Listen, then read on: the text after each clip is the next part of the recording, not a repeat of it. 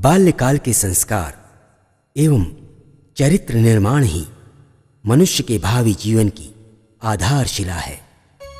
हमारे देश के विद्यार्थियों में सुसंस्कार सिंचन हेतु, उनके विवेक को जागृत करने हेतु, उनके जीवन को स्वस्थ व सुखी बनाने हेतु श्रोत्रिय ब्रह्मनिष्ठ संत श्री आसाराम जी बापू के पावन प्रेरक मार्गदर्शन में देश विदेश के विभिन्न भागों में बाल संस्कार केंद्र चलाए जा रहे हैं। पूज्य श्री की अमृत वाणी। भगवान नाम लिया है और दूसरों के लिए भगवान नाम के प्याऊ खोले, कीर्तन करवाए। आप भी अपने अपने मोहल्ले में कीर्तन यात्रा निकाला करो। 4 कदम भगवान नाम कीर्तन यात्रा में जाना। पड़ोस में 5, 7, 10 बच्चों को एकत्रित करके बाल संस्कार केंद्र खोल दो। हफ्ते में 1 बार अथवा हफ्ते में 2 बार पड़ोस के बच्चों को बाल संस्कार केंद्र कैसे चलाना पुस्तक मिल जाएगी स्टॉल से। बच्चों को अच्छी अच्छी कहानियाँ सुनाओ। आप अपने बेटे को, अकेले को, बेटी को सुधारोगे तो सीधा उपदेश दोगे, उनको असर नहीं होगा। लेकिन कोई पड़ोसन बाल संस्कार केंद्र चलाती उधर भेजोगे तो वे माँ बाप की महिमा बताएंगे, तो आपके बच्चे दूसरों के द्वारा जल्दी सुधरेंगे। तो आप अगर बाल संस्कार केंद्र खोलते हो तो दूसरे बच्चों के साथ आपके बच्चे भी सहज में ही पवित्र होने लगेंगे। और ज़्यादा नहीं तो 2-3 बच्चे तो अपने घर के ही होंगे। बच्चों के साथ आप ये सेवा करोगे न तो आपको बहुत कुछ निर्दोषता आ जाएगी। और जिन पड़ोसियों के बच्चे आपके पास आएंगे उनके पड़ोसियों के दिल की दुआ भी निकलेगी और आपके प्रति उनका प्रेम और आदर भी बढ़ जाएगा। लेकिन आप उनका आदर या प्रेम की वासना से नहीं, भगवान की सेवा समझकर अपने मोहल्ले में, अपने इलाकों में बाल संस्कार केंद्र खोलो। बाल संस्कार केंद्रों में जो भी बच्चे आते हैं उनके माँ बाप बड़े खुश हैं। तो आप अपने इलाकों में हफ्ते में 1 दिन पड़ोस के बच्चों को एकत्रित करिए। बाल संस्कार केंद्र कैसे चलाए जाए और बच्चों को क्या सिखाया जाए, स्टॉल से पुस्तक ले लीजिए। और कुछ नहीं तो दक्षिणा गुरुजी को हम तो रुपया पैसा आपका नहीं लेना चाहते, और मुफ्त में सुनोगे तो पचेगा नहीं। तो कुछ तो आप सेवा के बदले सेवा करिए कि बाल संस्कार केंद्र खोलिए अथवा किसी को प्रोत्साहित करिए। आप कीर्तन करिए, किसी को प्रोत्साहित करिए। आप सत्संग करिए, किसी को प्रोत्साहित करिए। आप तरिए और दूसरों को तारने के लिए कोई शुभ चिन्ह करिए, आपका तो मंगल होगा। बचपन में बच्चों को जो संस्कार पढ़ते हैं वो जीवन भर उनके हानि और लाभ का चिट्ठा रखते हैं। तो बचपन में बच्चों को अच्छे संस्कार पढ़े, इसलिए बच्चों को बाल संस्कार केंद्र में भेजो। बाल संस्कार चालू करो।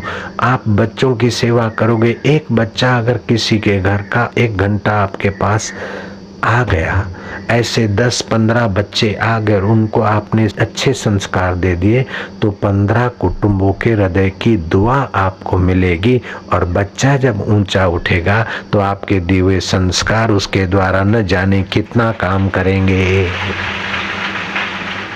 किसी ने इतना तप किया और हमें सत्संग मिला तो हम भी कुछ तप करें, दूसरे बच्चों को ही सत्संग मिल जाए, अच्छे संस्कार मिल जाए।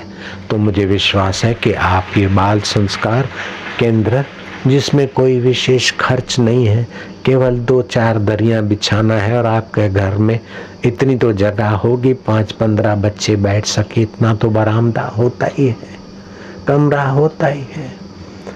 अगर बच्चे बढ़ गए तो थोड़ा बहुत शामियाना भी या जैसे भी होता है वो सब हो जाता है जब आप ठान लो तो।